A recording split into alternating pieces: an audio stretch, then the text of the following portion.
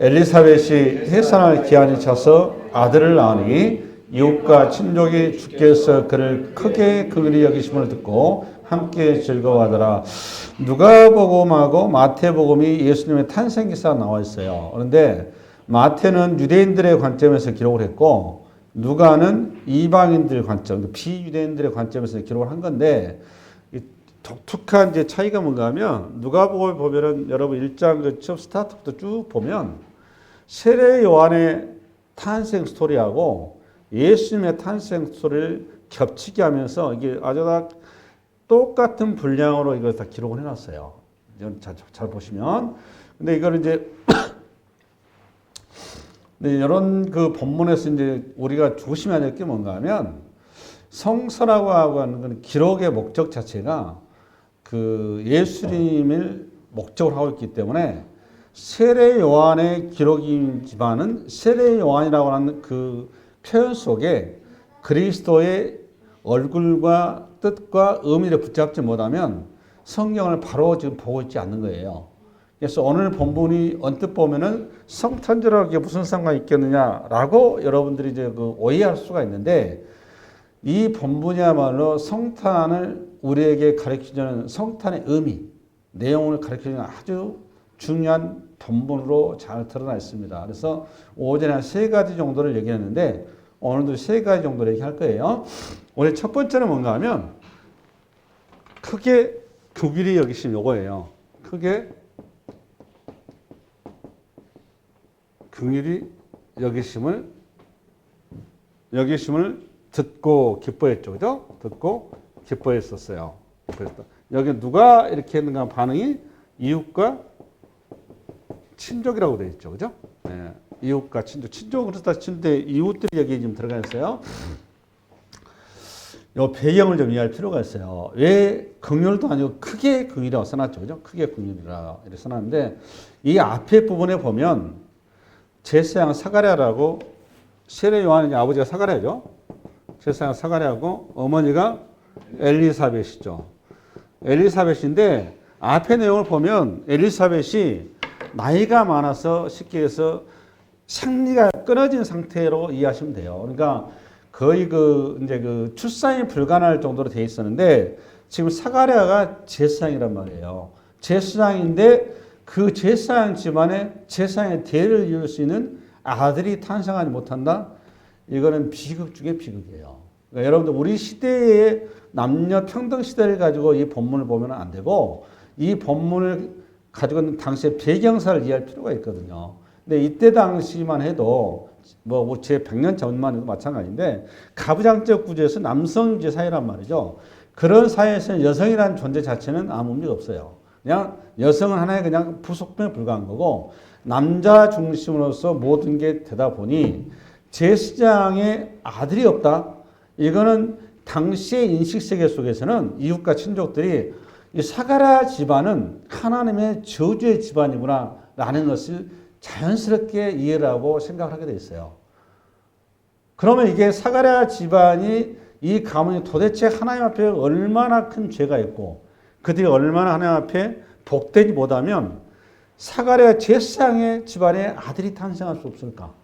제사장이면 얼마나 하나님 앞에 기도를 많이 했을 텐데 어떻게 하나님께서 그 가정에 아들을 주지 않았을까?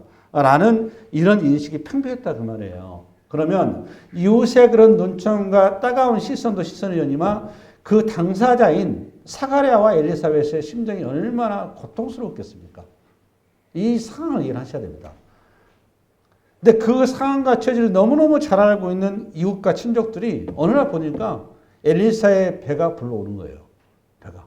엘리사의 배가 불러오는데 얘기를 들어보니까 남편 사가랴가 제사장 직무를 할 때 하나님께서 이 가정에 태문을 여셨다는 놀라운 소식을 전했다는 거예요.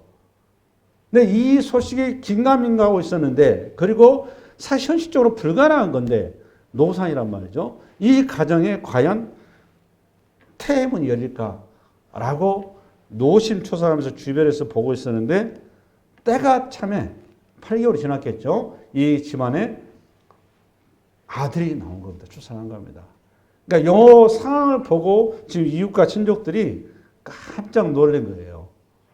자기들이 그동안 가지고 있었던 생각과 모든 것들이 송두리째 쫙 무너지는 현장이란 말이에요. 그 표현을 크게 그들이 여김을 듣고 이렇게 쓰는 거예요. 할렐루야.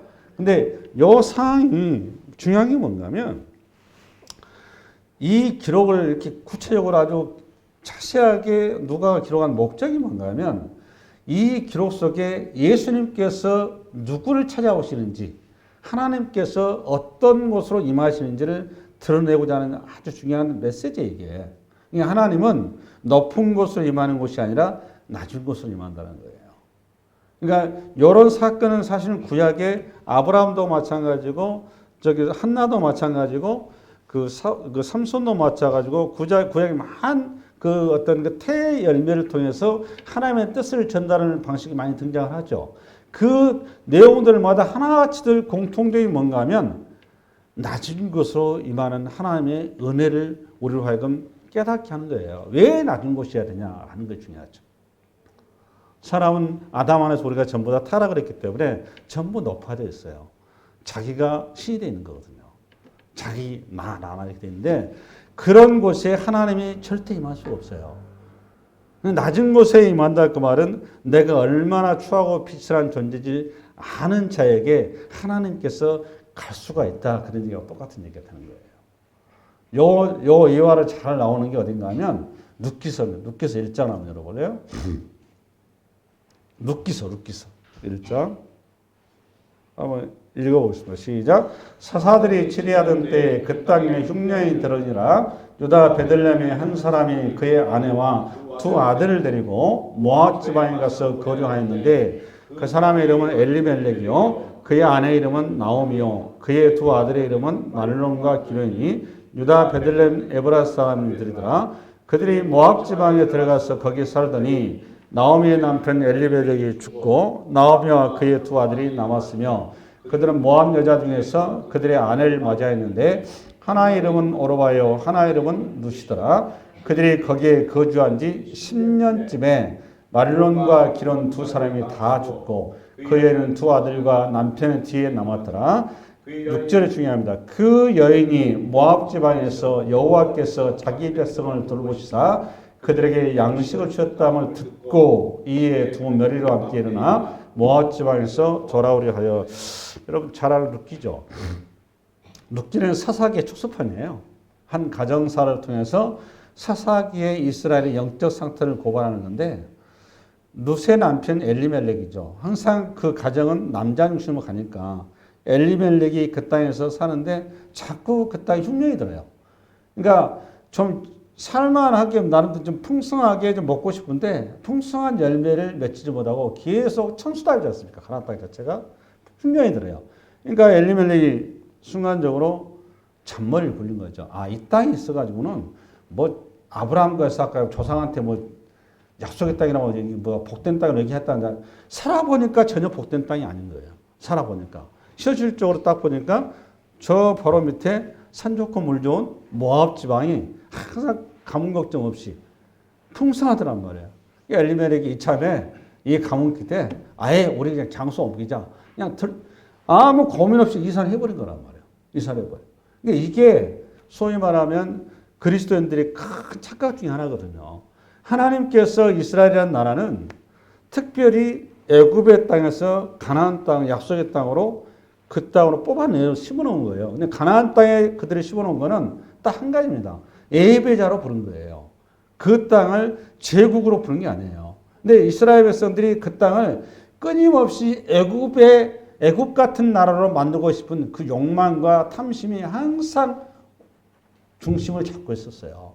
그러니까 가나안 땅에 하나님께 주셨던 목적과 사명을 내려놓고 자기들이 꿈꾸는 나라를 만들고 싶었던 거예요. 최고의 나라, 지상 최고의 나라를 만들고 싶었는데 하나님은 전혀 이스라엘 백성들을 제국을 꿈꾸는 그런 나라로 약속한 적이 없어요. 그러니까 하나님께서 약속했던 예배자로 부르셨는데 그 길을 안 가니까 하나님께서 징계를 하신 거예요. 당시의 최고의 징계는 가뭄이죠. 농경사회니까. 가뭄을 통해서 징계를 했으면 어느 알아들었어야죠. 이거는 내가 하나님의 뜻을 지금 바로 받들지 않고 있구나 라고 해서 돌아왔으면 너무너무 좋았을 텐데 이미 이 사회가 그 땅이 애고파가 되어 있는 거예요. 그러니까 생각이 애고파가 되어 있고 삶이 애고파가 되어 있으니까 고민 없이 더 풍성하고 더 좋고 산 좋고 물 좋은 곳으로 자연스럽게 이사를 해버린 거예요. 근데 하나님이 사랑하는 자를 그냥 두겠습니까? 히브리서 기자처럼 사랑하기 때문에 징계를 하는 거예요. 매를 드신 겁니다. 그러니까 모압 땅에 가자마자 우리 하나님께서 엘리멜렉을 바로 처단해 버립니다. 데려가셔 버려요. 그럼 이쯤 때로 서로 좀 눈질바를 쳐야 되는데 룻이 그때도 정신을 못 차렸어요. 두 아들 10년이나 지나서 두 아들이 거기서 터잡기 해서 두 아들 며느리까지 얻어서 어떻게 해보려고 그랬는데 하나님께서 의지하니까 바로 또 거들어가고 두 아들까지. 그럼 여자만 3명 덩그러 남았네요. 여자만 3명 남았다 그 말은 저주가 임했다 그 말이에요. 그 집에 희망이 없다 그 말이거든요. 그러니까 완전히 인생이 바라본 밑바닥에 가버린 거예요. 밑바닥에. 폐가망신이 된 거죠. 그 폐가망신이 되고 나니까 우리 주님의 산상수훈처럼 10년이 가난하게 된 거예요. 애통한 자가 된 거예요. 의의 주력을 목마르기가 된 거란 말이에요. 그제서야 하나님의 음성을 들을 수 있는 귀가 열린 거예요. 그게 6절이에요. 6절. 시작. 그 여인이 모압 지방에서 여호와께서 자기 백성을 돌보시사 그들에게 양식을 주셨다함을 듣고 이에 두 며느리와 함께 일어나 모압 지방에서 돌아온 여러분, 양식 주신 것은 가나안 땅보다 모압 땅은 더 많아요. 더 풍성해요. 여기 왜 이런 표현을 썼을까요? 이 말은 그제서야 하나님의 말씀이 들렸다 그 말이에요. 그제서야. 아, 내가 여기 지금 많이 그르쳤구나 라는 걸 그제서야 깨우쳤다 그 말이에요. 하나님께서 어느 자리에 임했습니까? 가장 비천한 자리에. 왜 그렇다고 여러분? 하나님이 계속 말씀하시는데 말을 안 들어요. 내 귀를 다 막고 있어. 내가 원하는 얘기만 계속 듣는 거예요. 들으려고 하는 거예요. 하나님이 들려주신 말씀을 계속 거부하는 거예요. 하나님께서 결국은 징계를 하신 거란 말이에요. 왜 그렇다고 하면 사랑하시니까. 긍휼히 여기시니까. 은혜 때문에. 할렐루야. 이런 일들은 성경에 무지무지 많습니다. 그래서 하나님께서 이 비천한 자의 자리에 갔을 때 우리가 귀가 열리니까 거기에 임하시는 거예요. 신약으로 봐서도 마찬가지예요. 신약으로 봐서도 우리 예수님께서 이 땅에 오셨는데 오늘 엘리사벳을 통해서 이스라엘 백성들에게 하시는 메시지가 그겁니다. 10년이 가난해야 된다. 의의 즐거움 목마르야 된다. 긍휼히 여김을 받을 수 있는 자가 돼야 된다. 라고 산상수훈을 통해서 이미 말씀하셨듯이 엘리사벳의 주의 종임에도 불구하고 그 자리에 가 있지 않으니까 하나님께서 그걸 내모은 거란 말이에요. 내몰아서 하나님의 음성을 들을 수 있는 자리로 지금 은혜를 베풀어 준 거죠. 이게 이스라엘 백성들의 영적 상태를 고발한 거예요. 영적 상태를. 그럼 우리 예수님께서 장차 누구에게 임할지를 어디에 임할지 얘기하신 거란 말이에요. 우리 주님의 땅에 오시자마자 누구 만났습니까? 여러분 알다시피 수가성 우물가 여인 만나잖아요. 당시에 모든 서기관과 바리새인과 이스라엘 소위 말하는 엘리트들, 종교 권력자들은 수가성 우물가 여인을 상대할 수가 없는 겁니다. 그럼. 남편을 5명을 가르치었다? 그거 말도 안 되는 거거든요. 이거 오직하면 본인이 창피하니까 벌건 대낮에 남들이 눈을 피해서 수가성 우물가에 왔어요. 근데 그 여인을 주님이 만나주셨잖아요. 다른 사람 만난 게 아니었어요. 제자들도 미리서 다 피한 다음에 그 여인을 주님께서 만나기 위해서 그 배려하신 만나주셨어요. 이 여인이 주님을 만났을 때 어떤 생각을 했습니까? 과거의 모든 것을 주님 앞에 내어드리고 새 생명이 되죠. 새 거듭나요. 그러고 나서 온 동네방네 드디어 복음을 즐겨하려고 서지 않습니까? 수가성 우물가 여인만 그렇습니까? 여러분 막달라 마리아가 누군지 아세요? 창녀입니다. 창녀. 창녀가 우리 주님을 만나요. 주님을 만나고 나서 그가 인생이 새롭게 되다 보니까 살과 피의 생명의 사랑을 받은 거잖아요. 그 사랑을 받았으니 자기 생명을 기꺼이 내놓는 신앙 고백을 합니다. 그게 향유 옥합파를 터뜨린 사건이에요. 여러분 막달라 마리아가 누군가 하면 우리 예수님의 부활의 첫 증인이 막달라 마리아예요. 그런 놀라운 은총의 자리에 선 자가 바로 비천한 여인이었어요. 구약에도 마찬가지 여러분. 누가 그런 자리였습니까? 룻. 여기 룻기 룻. 나옴이라는 시어머니, 희망 없는 시어머니 누가 따라가겠습니까? 여러분가 따라가겠습니까? 이거? 가나안 땅인 거 맨날 저 가뭄 들고 맨날 저거 막 그 살기 힘든 땅에 척박한 땅이라는 거 아는데 모압 땅에서 왜 가요 거기를? 안 간단 말이에요. 그런데 이 룻이 지금 뭐가 되어 있는 거죠 여러분? 하나님의 음성을 들을 수 있는 귀가 열린 거예요. 귀가. 그게 복인 겁니다. 할렐루야. 애굽의 그 풍성한 땅이 복이 아니에요. 하나님의 음성을 들을 수 있는 귀가 열린 게 복이에요. 아멘. 기생 나합도 마찬가지 아닙니까? 여러분 지금 유다의 며느리 다말도 마찬가지예요. 하나같이들 예수님의 족보 가운데 등장하는 이 명문가, 구속의 명문가의 족보에 등장하는 인물들 잘 봐보십시오. 전부 다 비천한 자들입니다. 하나님이 어디에 임한다고 여러분? 비천한 곳이에요. 원래 우리가 그런 비천한 자였었어요. 그런데 우리가 비천한지를 모르고 있다는 게 문제인 거예요. 그 비천함을 뭘로 가리고 있느냐? 자기 스펙으로 가리고 있는 거예요. 자기 건강과 자기 성공과 자기 욕망과 자기 이 땅인 자기 삶으로 내 비천함을 다 가려서 내 비천함을 모르고 있는 거예요. 그걸 보고 죄를 모른다 그런 거예요. 비천함을 안다 그 말은 내 죄가 무엇인지 안다 그 말이에요. 첫 번째 메시지가 그거예요. 세례 요한의 탄생 스토리를 통해서 주님께서 우리에게 주신 메시지입니다. 두 번째, 다시 넘어갑시다. 59절 시작. 8일 되매 아이를 할례로 와서 그 아버지의 이름을 따라 사가랴라고 하더니 그 어머니가 대답하여 이르되 아들아 요한이라 할 것이라 하매 그들이 이르되 내 친족 중에 이 이름으로 이름한 이가 없다 하고 그의 아버지께 멈칫하여 무엇으로 이름을 지으려 하는가 물으니 그가 석판을 달라여 그 이름을 요한이라 쓰매 다 놀랍게 여기더라. 여기까지. 이게 이제 유대인들의 그 전통을 좀 이해해야 되는데, 유대인들은 이제 8일만 할례를 하고요. 할례하는 자리에서 그 아이의 이름을 지어주는 것이 이게 신앙의 고백의 그 전통이에요. 왜 그러냐면 할례라고 하는 것은 신약으로 하면 세례거든요. 그러니까 다시 태어난다. 그러니까 하나님의 자녀로 등재된다라는 뜻이에요. 할례라고 말이. 그러니까 이 자리가 무지무지 중요한 거죠. 그러니까 그 자리에서 하나님께 신앙 고백하는 이름을 지어주는 거예요. 할렐루야. 근데 오늘 요한이라는 이름이 뭔가 하면 뜻이 하나님께 은혜를 입은 자 또는 자비를 입은 자 이런 뜻이에요. 하나님은 은혜로우시다, 하나님은 자비로우시다 이런 뜻이 요한이라는 이름이거든요. 그러니까 요한이란 인생은 앞으로 하나님께 어떤 주제가 된다라는 것은 하나님께 은혜로운 자로 자비로운 자를 드러내는 하나님의 은혜와 자비를 드러내는 자로 이 아이가 쓰임받을 것이다라고 얘기한 거죠. 이걸 누구한테 얘기했냐면 자기 부친한테 얘기를 한 겁니다. 요한이라는 이름은. 근데 문제는 이스라엘은 이제 이때 당시에 문화가 그 아이 이름은 제일 많이 지닌 할아버지고 두 번째는 아버지고 그 소리도 아닐 때는 그 족보 중에서 나름대로 좀 유명하신 분 계시잖아요. 그 이름을 따서 지어주는 것이 하나의 전통이에요. 근데 오늘 그래서 요 이름을 이 집안 사람이 다 모여 있으니까 또 보통 아들이 아니지 않습니까? 그래서 이 아이의 이름을 지어주려고 그 어머니하고 같이 해서 다 모여 있는 거예요. 모여서 이름을 당연히 누구 이름으로? 부친 사가랴로 요한의 이름을 지어주려고 모든 친인척들이 전부 다 동의해서 바로 사인하려고 하는데 느닷없이 여기에서 이거를 거부하고 나타난 사람이 누군가 하면 사가랴의 부인 엘리사벳이란 말이에요. 근데 여러분 엘리사벳이 자기 모친이지만 내가 얘기했죠. 이때 당시에 여자라고 하는 자리는 모친 할아버지라도 아무 실권이 없어요.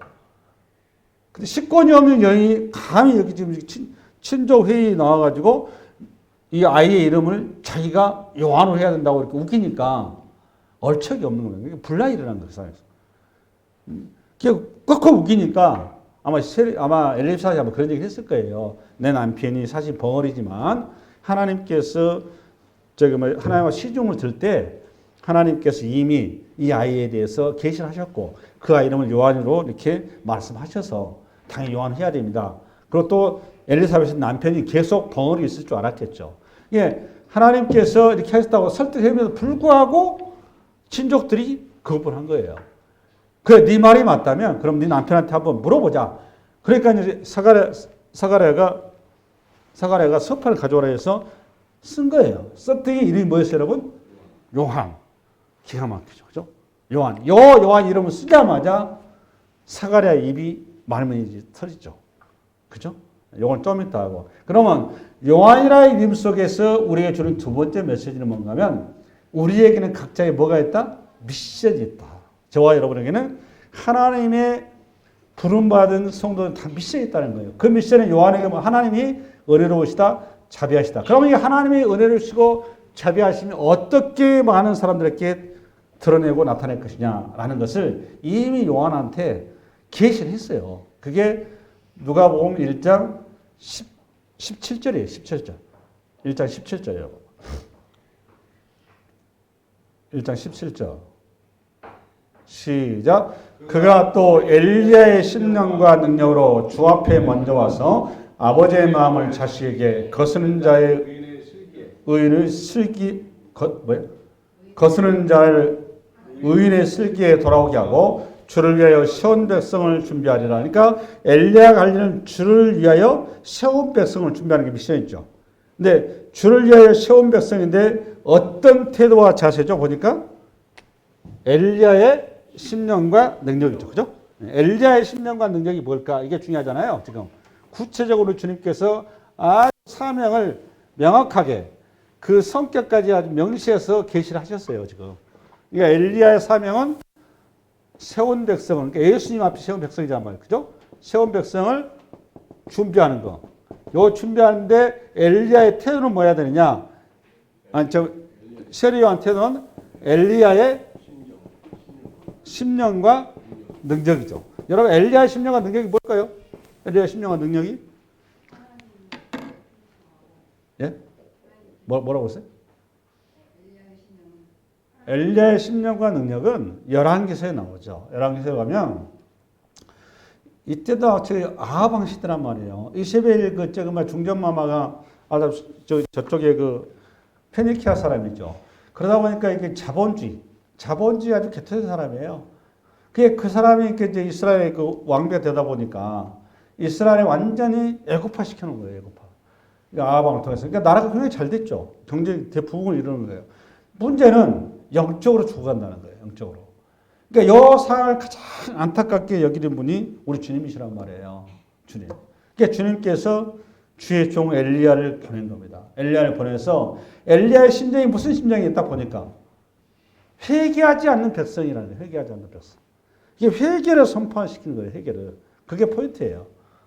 그러니까 강팍한 심령 가운데 회개를 선포하지 않으니까 방법으로 뭔가 하면 그 땅에 가뭄을 내린 거예요. 그게 엘리야의 능력이라는 거예요.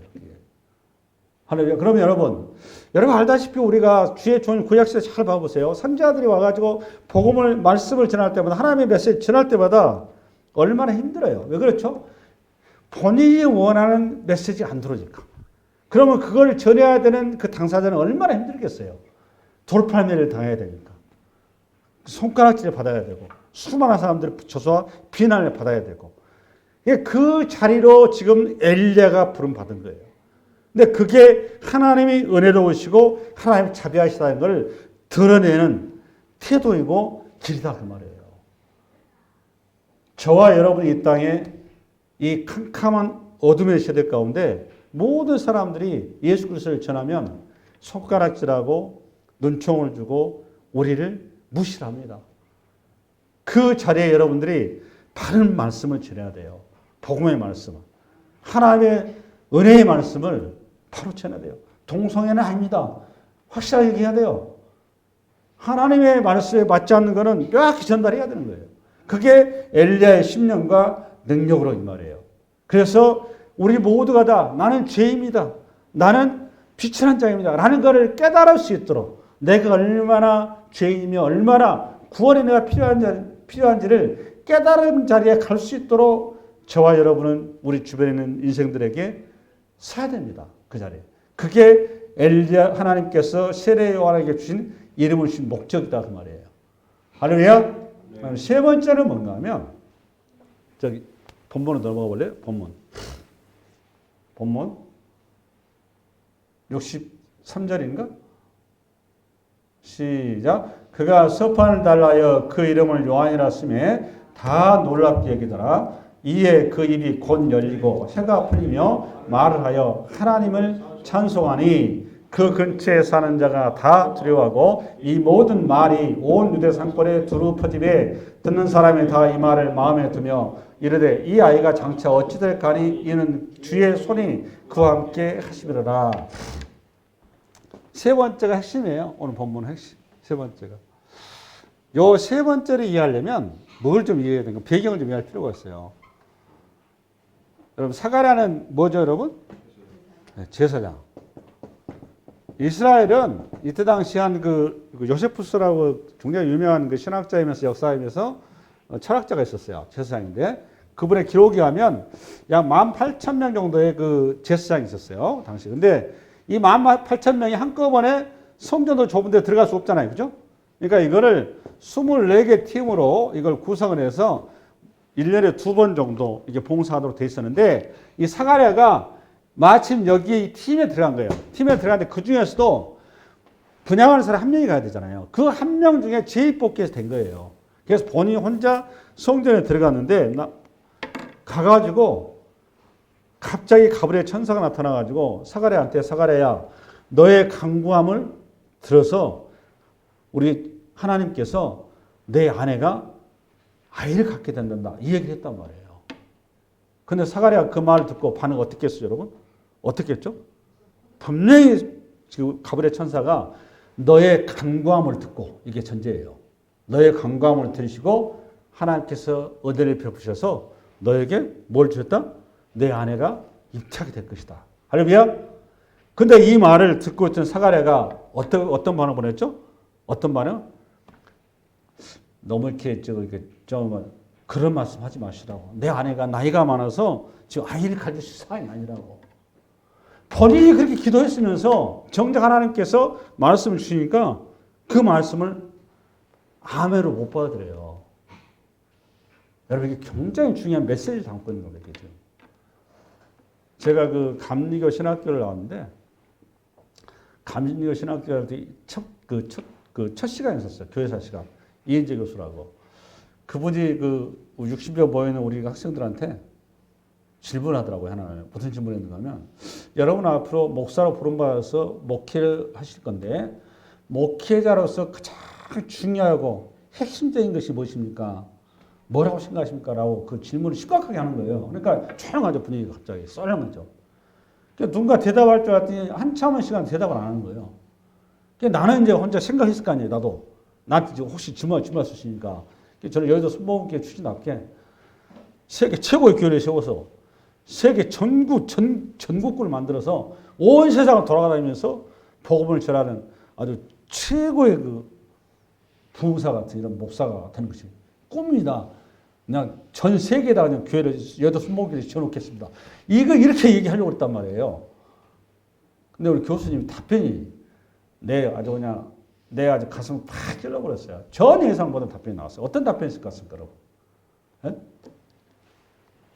여러분 평생 기록해놓으세요, 이런 거는. 이게 성경보다 중요한 것 같아요.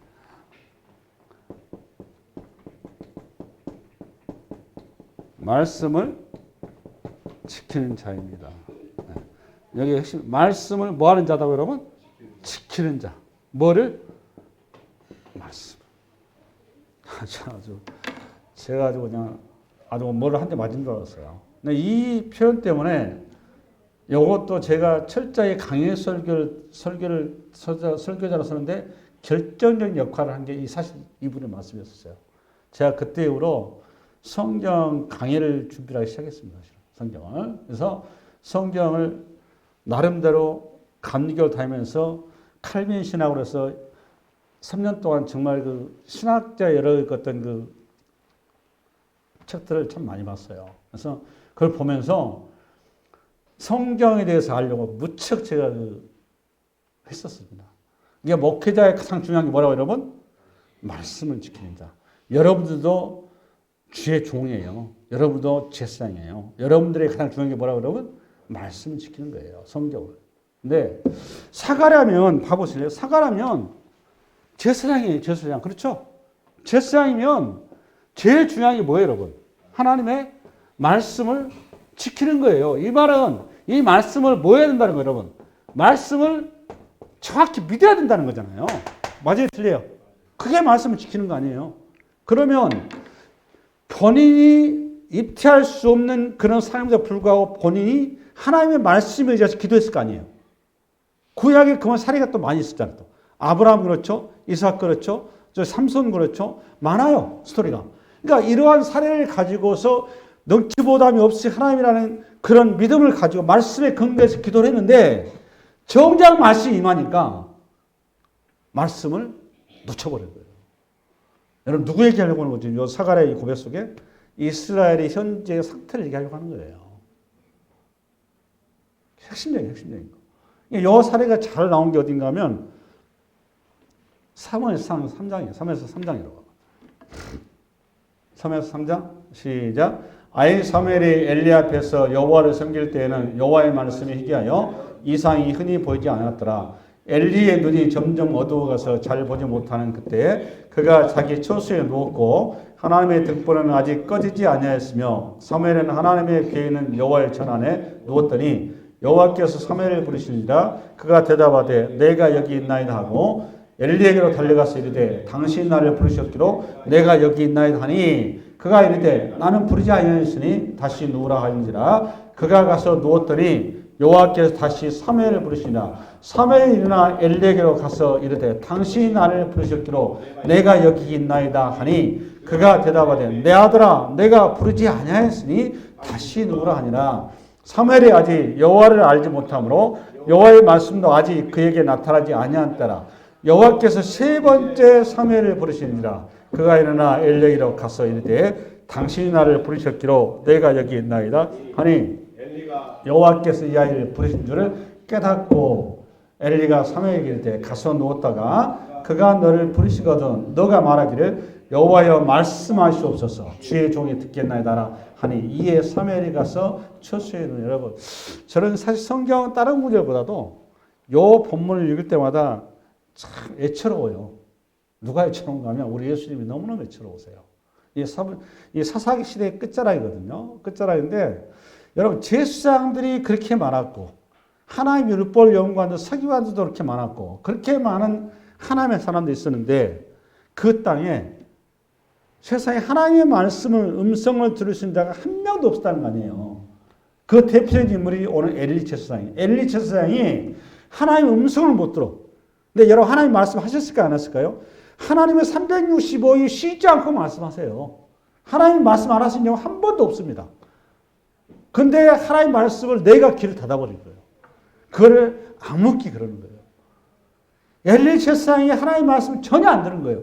오직하면 여기에 지금 다음 제사장의 길을 준비하고 있는 사무엘을 어린아이 때 그 엄마가 여기다 데려다 놓은 거예요. 일찍이 하나님 말씀을 듣게 해달라고. 대단한 거 아닙니까? 그러면은 기본적으로 사무엘에게 제사장이 다 해야 될 일이 하나님 말씀 듣는 법부터 가르쳐야 될 거 아니냐고. 그게 그 일인데. 근데 그걸 놓친 거예요. 지금. 이게 소위 말하면 사사시대의 이스라엘의 영적인 상태를 고발한 거란 말이에요. 똑같은 컨셉으로 오늘 본문에서 예수님의 탄생 즈음에 이스라엘 백성들의 영적 상태를 고발한 겁니다. 맞죠? 그러면서 요거를 우리 주님께서 다시 한번 사회 가시면 또 얘기를 하세요. 이거를. 그게 누가복음 4장에 나옵니다. 누가복음 4장에 나와봐. 시작. 내가 참으로 너에게 이르노니 엘리야 시대에 하늘이 3년 6개월 닫혀 온 땅에 큰 흉년이 들었을 때 이스라엘에 많은 과부가 있었을 때 엘리야가 그 중에 한 사람에게도 보내심을 받지 않고 오직 시돈 땅에 있는 사라다의 한 과부에게 뿐이었으며 이게 어떤 내용인지 아세요? 여러분 알다시피 열왕기상 17장 가면 사렙다 과부의 집에 우리 주님이 가세요. 그때 당시 여러분 엘리야가 가뭄을 선포해가지고 엘리야를 잡아 죽이려고 아합 왕이 아주 그냥 전국 수백 명을 내려올 때입니다. 그러니까 엘리야도 일단은 살아야 주의 사역할 거 아닙니까? 하나님께서 까마귀로 먹이시다가 도저히 더 이상 안 되겠으니까 이방 땅으로 인도하시는데 기가 막힌 거는 이 엘리야의 말씀을 엘리야를 통해서 이 말씀을 이방 여인한테 갔는데 이방 여인이 듣는다는 겁니다. 근데 이방 여인이 그것도 누가 들었어요 보니까 과부예요. 정상적인 부인이 아니고 과부가 들었어요. 과부가. 이 과부가 어떤 여인이 여러분? 비천한 여인 아닙니까? 당시 남자가 무슨 비천한 거예요. 근데 그 땅에 여인이 들은 걸 요거를 사례를 들어서 우리 주님께서 예수님이 사역을 하는데 주님이 말씀하실 때 듣지를 않아. 예수님의 말씀을 전혀 들을 생각을 안 해. 그러니까 요 예화를 든 것을 얘기한 거예요. 똑같은 내용이에요. 그럼 우리에게 정말 우리의 가장 큰 저주고 가장 큰 고통과 눈물과 탄식은 우리가 가난한 것도 아니고 우리가 제가 말 실패한 것도 아니고 우리가 부zon한 것도 아니고 우리가 건강 이런 것도 아니에요. 성경에서 최고의 저주 가장 실패한 것은 하나님의 말씀이 들리지 않는 겁니다. 그게 가장 비천한 거예요. 그래서 아모스 선지자가 이렇게 얘기합니다. 8장 읽어봅시다. 시작. 주 여호와의 말씀이니라. 보라 날이 이르짖으나 내가 기근을 땅에 보내니 양식이 없어 주림이 아니며 물이 없어 가람이 아니요 여호와의 말씀을 듣지 못한 기갈이라. 할렐루야. 이 말씀이 이 한 주간 여러분을 움직이는 복된 말씀 되시기 바랍니다. 수고하셨습니다.